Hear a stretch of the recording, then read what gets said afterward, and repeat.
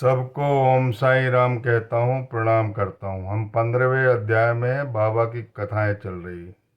बाबा ने जब कथा लिखते समय हेमांड पद की ओर प्रेम पूर्वक दृष्टिपात करते हुए कहा था कि तुम अपना मन स्थिर रखो, निर्भय होकर कर्तव्य का पालन करो। यदि मेरी लीलाएं लिखी गई तो अविद्या का नाश होगा। ध्यान तथा भक्ति पूर्वक श्रवण करने से देहिक बुद्धि और अंधकार और अहंकार नष्ट होकर भक्ति और प्रेम की तीव्र लहर प्रवाहित होगी। यह सुनकर हेमांडपत को अति विश्वास हो गया और वो साईं चरित्र लिखने लगे थे। बाबा ने प्रेम पूर्वक यह भी कहा कि जो मेरी लीलाओं और कथाओं का श्रवण होता है वहाँ पर अविद्या का नाश होता है और वहाँ पर कोई भी ऐसी घटना घटित नहीं होती जो भक्त और भगवान और प्रवचन करने वाले को कष्ट पहुंचाती हो।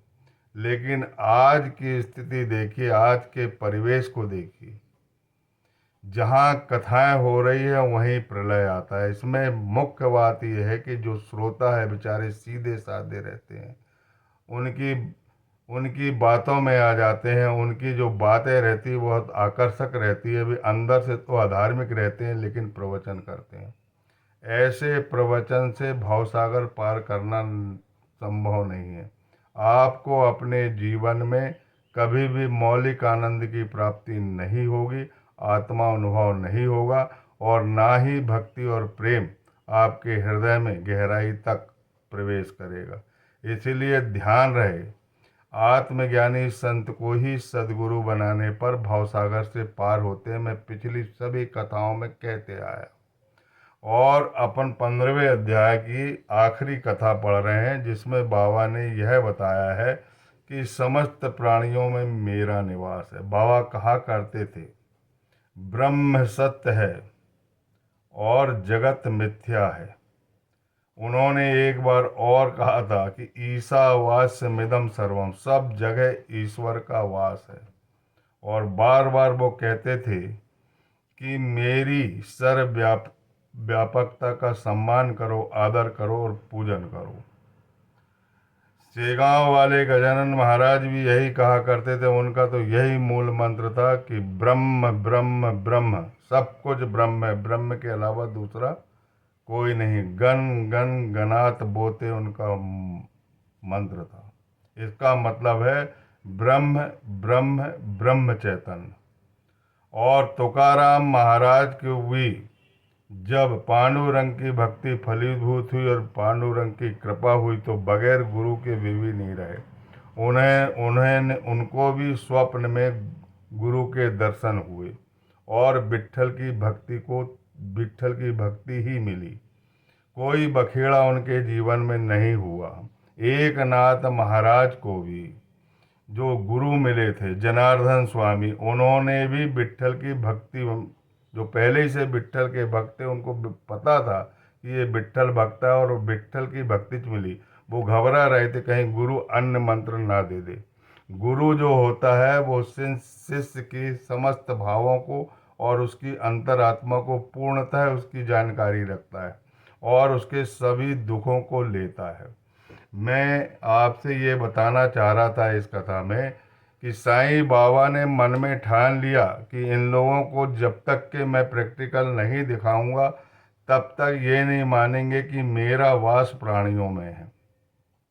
एक बार क्या हुआ, गुरुवार के दिन जब द्वारका माई खचाखच भक्तों से भरी थी तब भगवान ने एक लीला की और वो लीला बड़ी शिक्षाप्रद है, बहुत विशेष है, अंतःकरण को छूने वाली है और आत्मा का सुधार करने वाली है, आचरण का सुधार करने वाली है, जो सर्वव्यापकता को महसूस कराने वाली है। एक छिपकली जो है बाबा की द्वार, मैंने ये कथाओं को पहले भी बताया लेकिन बाद में मैंने सोचा कि अब क्रमशः कथा बताना चाहिए। जब श्रोताओं का इंटरेस्ट बढ़ा तो मेरे मन में भी ये आया कि मैं अब साईं चरित्र को क्रमशः कर देता हूँ और इनकी लगन जो है वो साईं चरित्र से बढ़ जाएगी और इनके घर में जितनी भी समस्या है उनका निराकरण होने लगेगा इन कथाओं से। तो क्रमबद्ध करने के कारण मैं ये कथा को पुनः सुना रहा हूँ। द्वारका माई में एक छिपकली चिक चिक की आवाज़ करके दीवार पर चल रही थी। तो एक भक्त को बड़ा कौतूहल हुआ कि ये छिपकली क्यों चल रही है, और वो बाबा से पूछता है, बाबा ये छिपकली चिक चिक की आवाज़ क्यों कर रही है। बाबा ने अपने हृदय पर हाथ रखकर प्रेम पूर्वक कहा कि ये आवाज़ नहीं कर रही है, प्रसन्न हो रही है, क्योंकि इसकी बड़ी बहन जो है वो औरंगाबाद से आने वाली, और इससे मिलने वाली, ठीक 1 घंटे बाद वो आ जाएगी। बाबा ने समय भी बता दिया। सबको बड़ा कौतूहल हुआ। सब सोच रहे थे कि बाबा ऐसे ही मजाक करते हैं। बाबा ने बोले कि ये मजाक नहीं है, ये हास्यास्पद घटना नहीं है, जो मैं कह रहा हूँ उसकी सत्यता का परीक्षण करो और बैठो। सभी लोग वहाँ बैठे रहे और देखते रहे। एक घुड़सवार औरंगाबाद से चलता है, घुड़सवारी करता है और शिरडी पहुँचता है, और शिरडी की द्वारका माई के सामने से निकलता है। उसका घोड़ा आगे नहीं जाता है, और जब घोड़ा आगे नहीं जाता तो वो ये समझ जाता है कि मेरे घोड़े को भूख लगी, इसको कुछ चने खिलाया जाए। तो एक थैली निकालकर नीचे उतरता है और द्वारका माई में जाता है, क्योंकि वो बाबा को प्रणाम करना चाहता था।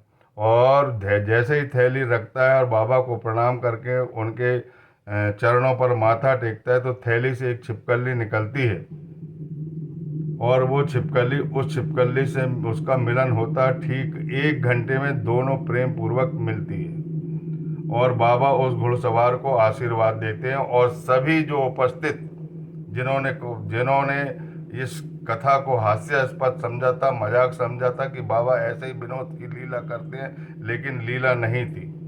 बाबा का वास प्राणियों में भी है, क्योंकि वो साक्षात ईश्वर है। कभी भी उन्होंने अपनी ईश्वरीयता की झलक नहीं दिखाई, लेकिन वो पूर्ण ब्रह्म है। हेमांड पत ने साईं चरित में बार बार लिखा है कि कोई कुछ भी कह ले, लेकिन मेरे लिए साईं जो है वो ईश्वर के पूर्ण अवतार है, क्योंकि अनेक अनुभूति हो चुकी थी। साईनाथ महाराज की जो चरित्रावली है उसमें जो प्रत्यक्ष उनके भक्त हैं, उन भक्त पे जो अनुग्रह हुआ, उन अनुग्रह को ध्यान पूर्वक भक्ति पूर्वक पढ़ें। उन्हीं अनुग्रह से आपको आशीर्वाद होगा। आपके घर में साईनाथ महाराज का आगमन होगा और साईं भक्ति आपको मिलेगी, आपके सारे कष्ट हटेंगे, क्योंकि हर प्राणियों के अंदर उनका वास है। इसीलिए वो प्राणियों को खिलाते थे, भिक्षा मांग कर लेके आते थे, पहले भूखे प्राणियों को खिलाते थे, और फिर जो कुछ बचता था उसको खा के तृप्ति की डकार लेते थे। बताओ ऐसा संत है क्या अभी इस दुनिया में?